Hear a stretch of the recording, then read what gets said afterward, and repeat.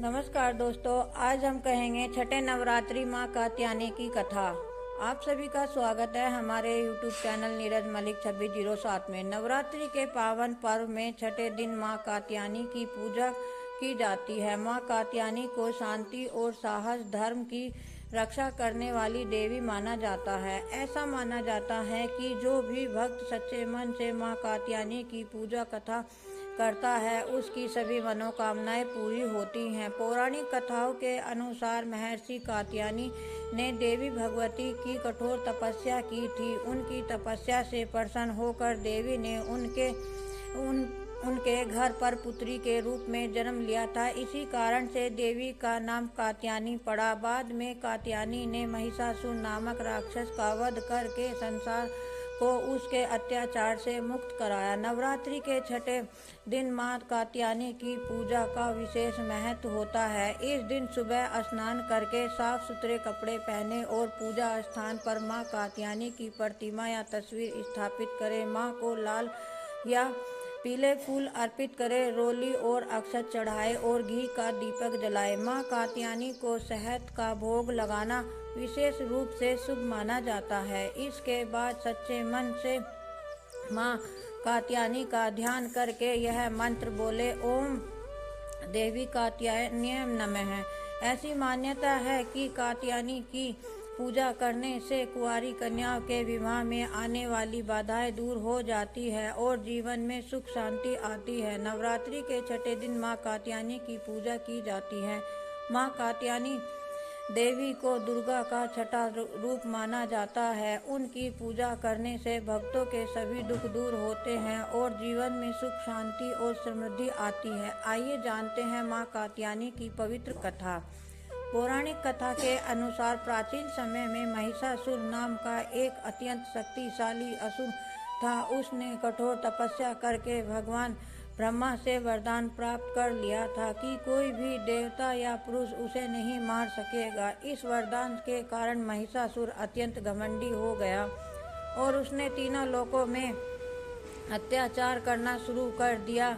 देवता, ऋषि और सभी प्राणी उसके अत्याचार से बहुत दुखी हो गए। तब सभी देवताओं ने भगवान ब्रह्मा, विष्णु और महेश के पास पहुँचे और उनसे सहायता की प्रार्थना की। देवताओं की यह पुकार सुनकर तीनों देव के तेज एक दिव्य शक्ति उत्पन्न हुई। सभी देवताओं के तेज से प्रकट हुई उस देवी का रूप अत्यंत तेजस्वी और शक्तिशाली था। उसी दिव्य शक्ति को देवी कात्यायनी कहा जाता है। ऐसा भी कहा जाता है कि महर्षि कात्यायनी देवी भगवती की कठोर तपस्या की थी और उनसे प्रार्थना की थी कि वे उनके घर में पुत्री के रूप में जन्म ले। देवी ने उनकी तपस्या को प्रसन्न होकर उनके घर में जन्म लिया, इसलिए उनका नाम कात्यायनी पड़ा। माँ कात्यायनी ने देवताओं से प्राप्त अस्त्र शस्त्र धारण किए और महिषासुर के साथ भयंकर युद्ध किया। वह कई दिनों तक युद्ध चलता रहा। युद्ध के बाद कात्यायनी ने महिषासुर का वध कर दिया और संसार में उसके अत्याचार को मुक्त कराया।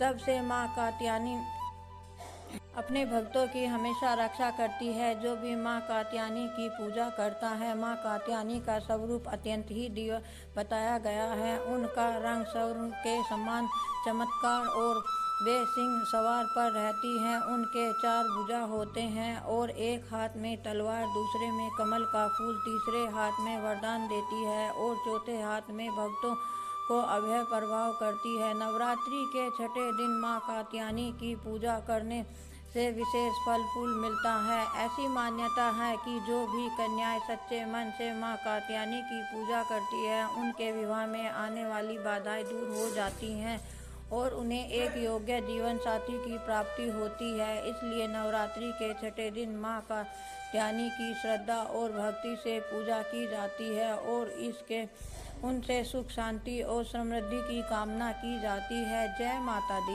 जब माँ कात्यायनी ने असुरों का नाश करने के लिए अवतार लिया, तब उनका तेज और पराक्रम देखकर सभी देवता अत्यंत प्रसन्न हुए। देवताओं ने माँ को अनेक दिव्य अस्त्र शस्त्र भेंट किए। भगवान शिव ने त्रिशूल दिया और भगवान विष्णु ने सुदर्शन चक्र दिया। विष्णु देव ने शंख दिया और इंद्रदेव ने वज्र प्रदान किया। इन दिव्य अस्त्रों शस्त्रों का धारण करके कात्यायनी सिंह पर सवार होकर युद्ध के लिए निकल पड़ी।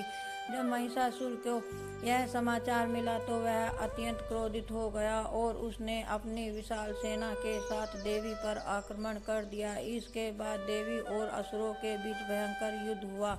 माँ कात्यायनी ने अपने दिव्य शस्त्रों से असुरों की सेना को पराजित करना शुरू कर दिया। देवी का तेज इतना प्रबल था कि असुरों की सेना धीरे धीरे कमजोर पड़ने लगी। जब महिषासुर ने देखा कि उसकी सेना हार रही है तब वह सवैया युद्ध के मैदान में उतर गया और उसने भैंसे का रूप लिया, कभी हाथी का और कभी सिंह का रूप धारण करके देवी पर आक्रमण करने लगा। लेकिन माँ कात्यायनी ने साहस और शक्ति से उसका सामना किया। अंत में देवी ने अपने त्रिशूल से महिषासुर पर प्रहार किया और उसका वध कर दिया। महिषासुर ने के वध के साथ ही संसार को उसके अत्याचारों से मुक्ति मिल गई। देवताओं ने ऋषि और देवियों के साथ मिलकर जय जयकार की और उनकी स्तुति की। तभी से माँ कात्यायनी को दुष्टों का नाश करने वाली और भक्तों की रक्षा करने वाली देवी माना जाता है।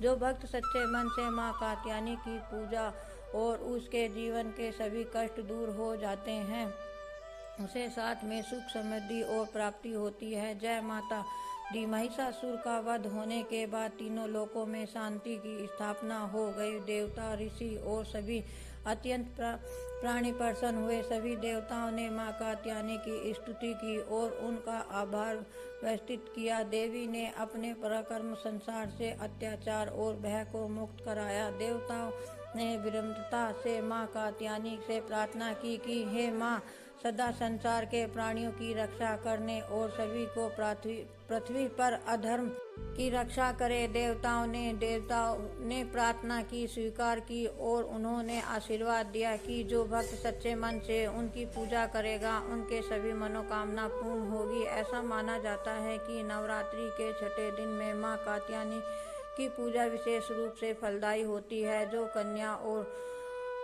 श्रद्धा और विश्वास के साथ कन्या की आराधना करती हैं उनके विवाह में आने वाली बाधाएं दूर हो जाती हैं और उन्हें योग जीवन की प्राप्ति होती है। माँ कात्यायनी अपने भक्तों का साहस, शक्ति और आत्मिक श्राद्ध प्रदान करती हैं। उनकी कृपा से जीवन में आने वाली कठिनाइयाँ दूर हो जाती हैं और घर परिवार में सुख शांति और समृद्धि आती है। इसी विश्वास और श्रद्धा के साथ भक्त नवरात्रि के छठे दिन माँ कात्यायनी की पूजा करते हैं और उनके जीवन में सुख शांति और मंगलमय की कामना होती है।